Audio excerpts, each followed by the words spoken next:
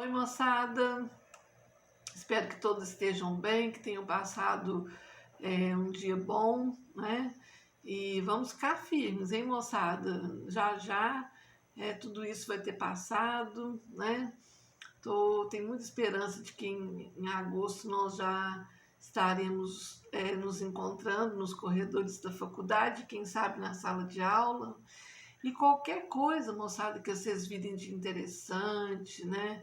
Que vocês forem observando, filmes que forem assistindo, documentários, textos que forem lendo, vamos colocar lá no nosso grupo de WhatsApp, vamos movimentá-lo, porque eu penso que mesmo com a volta às aulas, esse grupo não podia acabar nunca, né? Porque é uma forma da gente ficar sempre perto, tá? Vamos continuar hoje, né, com esse tema que é a classificação. Hoje nós vamos falar sobre classificação dos direitos subjetivos. Até a aula passada nós trouxemos o conceito, né? Depois falamos aí sobre as teorias, né, que são teorias, as principais, né, que tratam da natureza jurídica do direito subjetivo, e hoje nós vamos falar sobre essa classificação. A primeira classificação é a classificação dos direitos subjetivos em direitos subjetivos públicos, tá? A distinção, moçada, entre o direito subjetivo público e o privado, né, ele toma por base aí a pessoa do sujeito passivo da relação jurídica. Então, quando o obrigado ele for uma pessoa de direito público, o direito subjetivo será público. E, inversamente, né, quando na relação jurídica o obrigado for aí uma pessoa de direito privado, o direito subjetivo será privado. Bom, essa distinção ela não é antiga. De vez que até pouco tempo, né, relativamente, não se admitia a existência do direito subjetivo público, em face da ideia aí predominante, né, de que o Estado, ele como autor irresponsável pela aplicação do direito, ele não estaria aí sujeito às suas normas. Então, o direito subjetivo público, ele divide-se em direito de liberdade, de ação, de petição e de direitos políticos. Vamos falar em relação ao direito de liberdade. Na legislação brasileira, como proteção fundamental, né, há os seguintes dispositivos. Primeiro, o inciso 2 do artigo 5º da Constituição Federal, que diz que ninguém será obrigado a fazer ou deixar de fazer alguma coisa senão em virtude de lei, que é o princípio denominado por norma de liberdade ou princípio da legalidade. O Código Penal, lá no artigo 146, ele complementa o preceito constitucional dizendo que constranger alguém mediante violência ou grave ameaça, ou depois de lhe haver reduzido por qualquer outro meio a capacidade, desculpa, moçada, de resistência a não fazer o que a lei permite, né, ou a fazer o que ela não manda, tá? E a Constituição Federal também, no inciso 58, no artigo 5º, diz: conceder-se habeas corpus sempre que alguém sofrer ou se achar ameaçado de sofrer uma violência ou coação em sua liberdade de locomoção por ilegalidade ou abuso de poder. Bom, o direito de ação, né, consiste na possibilidade de exigir do Estado, dentro das hipóteses previstas, essa prestação jurisdicional. O que é isso? Né? É que o Estado, através dos seus órgãos competentes, tome conhecimento aí do determinado problema jurídico, né, concreto, promovendo a aplicação do direito. O direito de petição está previsto no artigo 5º, no inciso 34 da Constituição Federal, e ele desdobra-se em duas séries de prerrogativas. Primeiro, a defesa de direito e combate à ilegalidade ou abuso de poder. E segundo, a obtenção de certidões junto às repartições públicas, objetivando aí a defesa do direito de informação de situações de interesse pessoal. Então, qualquer pessoa poderá requerer aí aos poderes públicos, né, com direito à resposta. E é por meio dos direitos políticos, né, que os cidadãos participam do poder. Então, por eles, podem exercer aí as funções públicas, né, tanto no exercício da função executiva, legislativa ou judiciária, e incluem-se, né, nos direitos políticos também os direitos de votar e de ser votado. Bom, vamos falar agora sobre os direitos subjetivos privados, porque nós estávamos falando dos públicos, né? Sobre o aspecto econômico, os direitos subjetivos privados, eles dividem-se em patrimoniais e não patrimoniais. Os patrimoniais, eles possuem um valor de ordem material, né? Podendo ser apreciados aí pecuniariamente, o que não sucede com os não patrimoniais, que são de natureza apenas moral. Os patrimoniais, eles subdividem-se em reais, obrigacionais, sucessórios e intelectuais. Bom, os direitos reais, eles têm por objeto um bem móvel ou imóvel. Quando eu tenho um bem móvel, né, vamos imaginar um livro, diz, né, que eu tenho um direito real sobre ele. Direito real é um direito que eu tenho sobre um bem móvel ou imóvel, né? Os obrigacionais, também chamados de crédito, né, ou pessoais, eles têm por objeto sempre uma prestação pessoal. Então, quando eu devo alguma coisa a alguém, uma obrigação de fazer, eu digo que existe ali um direito obrigacional, tá? Os sucessórios, eles são os direitos surgidos em decorrência do falecimento do seu titular e transmitidos aos seus herdeiros. E, finalmente, os direitos intelectuais, que dizem respeito aí aos autores, aos inventores, né, que têm o privilégio de explorar aí a sua obra. Esse último, os direitos intelectuais, quando vocês forem advogar, e eu acredito que vocês vão advogar muito, né, em face aí de direitos digitais que são violados. Então, vai valer a pena fazer um curso de pós-graduação de direito intelectual, que é muito interessante. Ainda mais com toda essa abertura das redes sociais e nessa quarentena a gente usando muito todas as mídias, todas as plataformas, né? E, e aí nós temos aí, né, os robôs que colaboram, né, com essa questão dos algoritmos, enfim. Então, muitas obras, muitas pessoas terão aí, né, os seus feitos violados de algum jeito. Ninguém vai passar impune por isso. E nós vamos precisar de advogados bons nessa área, tá? Bom, moçada, os direitos subjetivos de caráter não patrimonial, eles desdobram-se, né, em personalíssimos e familiares. Os primeiros, que são os personalíssimos, são os direitos da pessoa em relação à vida, à integridade corpórea e moral, nome, etc. Direito personalíssimo é um direito inerente à nossa condição humana, né?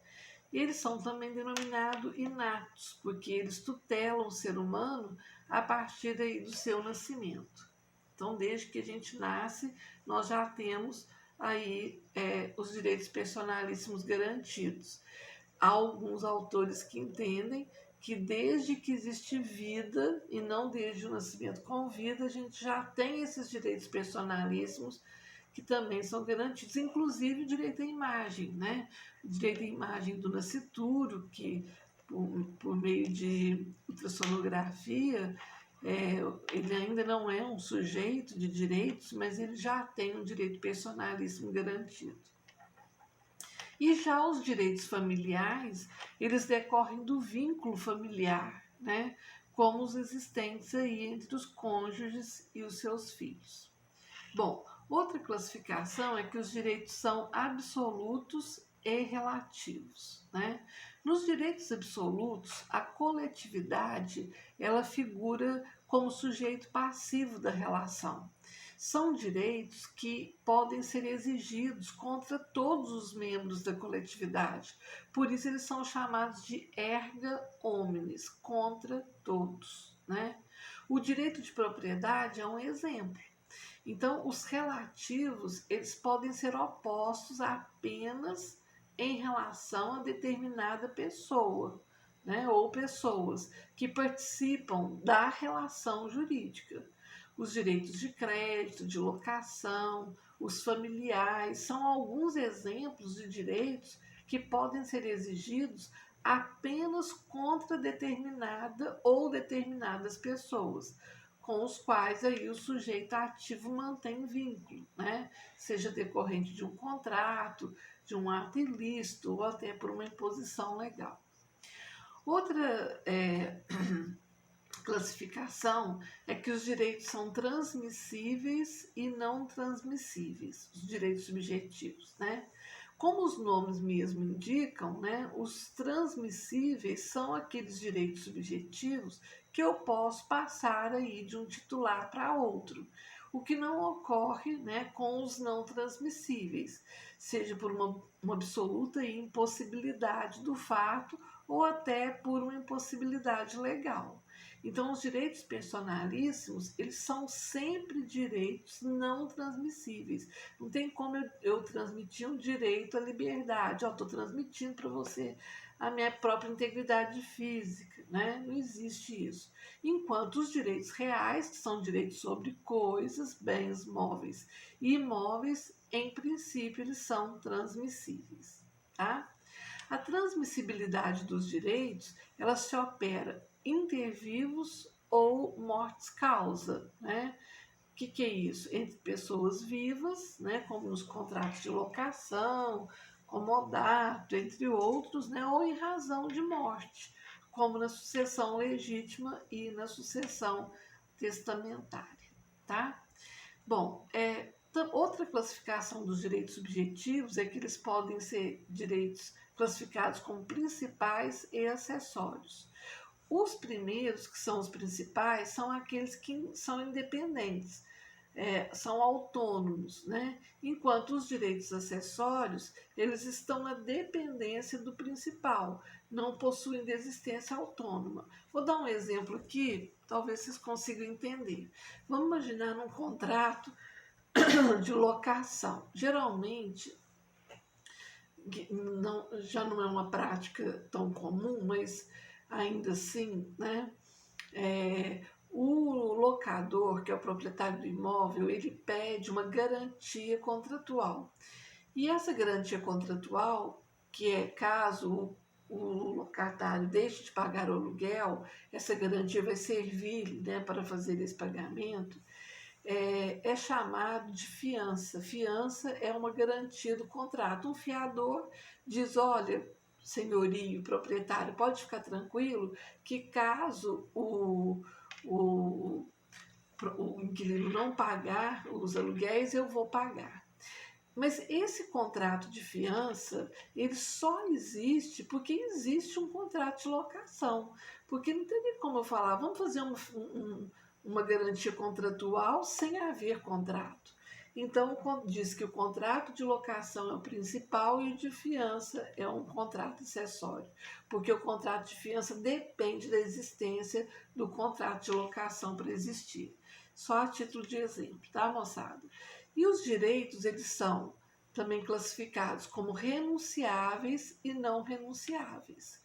Os direitos renunciáveis são os que o sujeito ativo, por ato de vontade, né, ele pode deixar a condição aí de titular do direito sem a intenção de transferi-lo a outra pessoa, enquanto os não irrenunciáveis, tal fato é impraticável, né, como se dá com os direitos personalíssimos, conforme nós comentamos. que não tem como renunciar a eles, tá? Bom, outro tema, ainda dentro do direito subjetivo, é aquisição, modificações e extinção dos direitos. Bom, vamos falar sobre aquisição. Os direitos subjetivos, eles não são eternos e nem imutáveis, né? Eles estão sujeitos sempre a uma evolução análoga à dos seres vivos. Eles nascem, duram e perecem, tá? E alguns acompanham a pessoa a partir do nascimento, como são os direitos personalíssimos. Outros são adquiridos durante a existência da pessoa. Então, a aquisição, ela é um fato pelo qual alguém assume aí a condição de titular de um direito subjetivo, que pode ser em várias épocas, né, em determinados momentos distintos. As modificações, a modificação, ela é um direito subjetivo.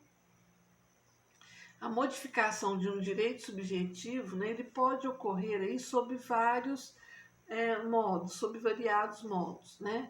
A modificação ela pode ser subjetiva e objetiva. Falei que tinha muito nome, né, moçada? Mas com calma a gente vai conseguir, tá? Na primeira espécie, que é a modificação subjetiva, ocorre a mudança do titular, né, do direito ou do dever jurídico. E não pode operar-se aí por um ato inter vivos ou causa mortes. Agora, a modificação objetiva é a transformação que alcança o objeto. Então, só para ver, é possível que um direito subjetivo se modifique? Sim, né? Ele pode se modificar de forma subjetiva, quando eu mudo os sujeitos, né?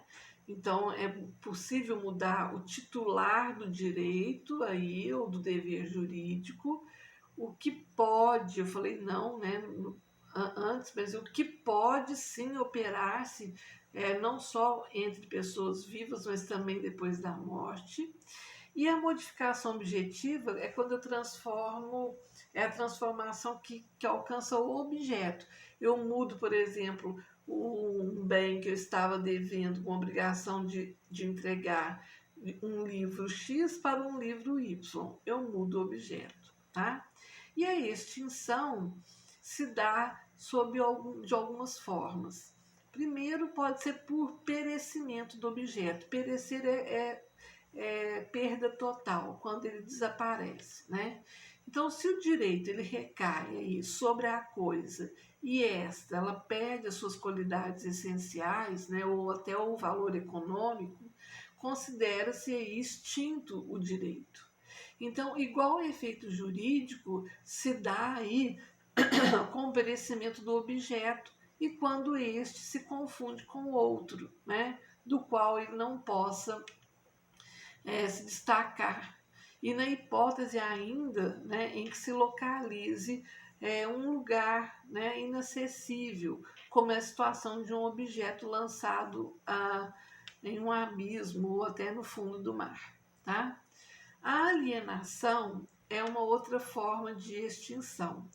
E a alienação, a gente usa muito, o bem foi alienado, né? É a transferência do direito a título gratuito ou oneroso. Quando o vendedor ele vende um bem para o comprador, ele aliena, então usando uma forma de extinção do seu direito subjetivo pela alienação, porque ele está transferindo o seu direito de propriedade para o comprador a título oneroso, por meio de sacrifícios e vantagens uns para os outros. Mas ele também pode tirar do patrimônio dele a título gratuito, por meio de doação, e transferir para outrem um direito subjetivo seu. Então ele extingue pela alienação. A renúncia, que é uma outra forma de extinção, consiste num ato espontâneo, né, pelo qual alguém se abdica aí de um direito, como no caso de um herdeiro que não aceita herança, a pessoa não quer mais. E os dois últimos são um pouco mais complicados, nós vamos falar disso com mais calma na próxima aula, mas que é a prescrição e a decadência. Também são formas de extinção. A prescrição, moçada, é a perda do direito de ação pelo decurso do tempo. Com a prescrição, o direito não desaparece, mas fica sem meios aí de obter a proteção judicial, em decorrência, né, da inércia do seu titular, que não movimentou, né, o seu interesse em tempo hábil. Vamos dar um exemplo. Uma dívida, ela é contraída pelo devedor.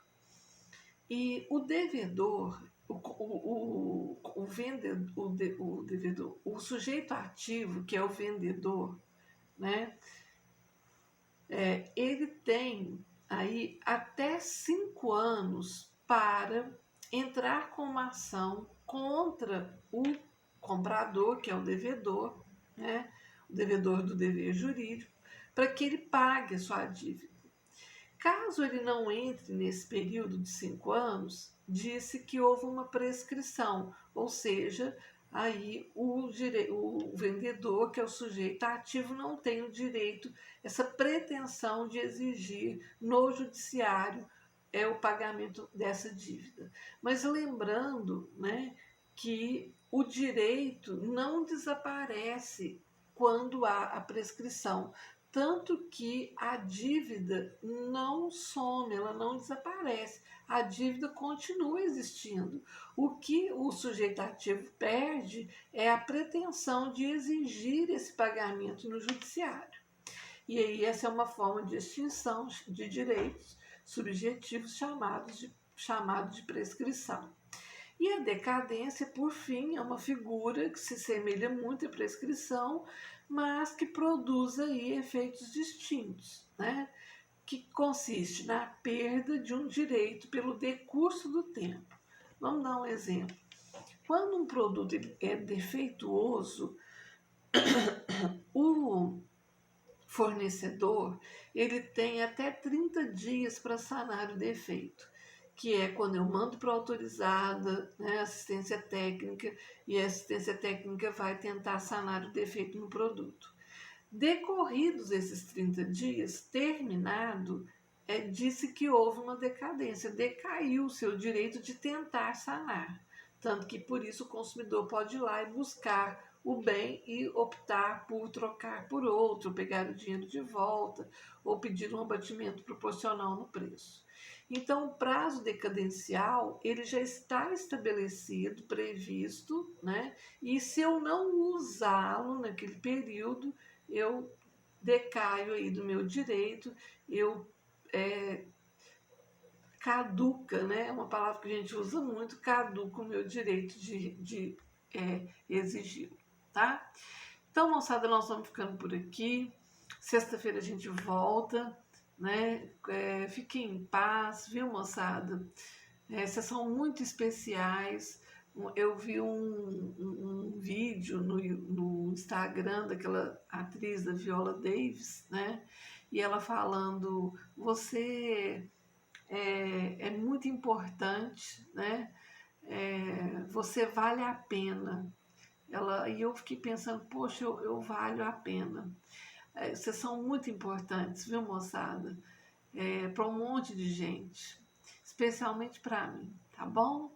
Então, fique com Deus, até sexta e um beijo.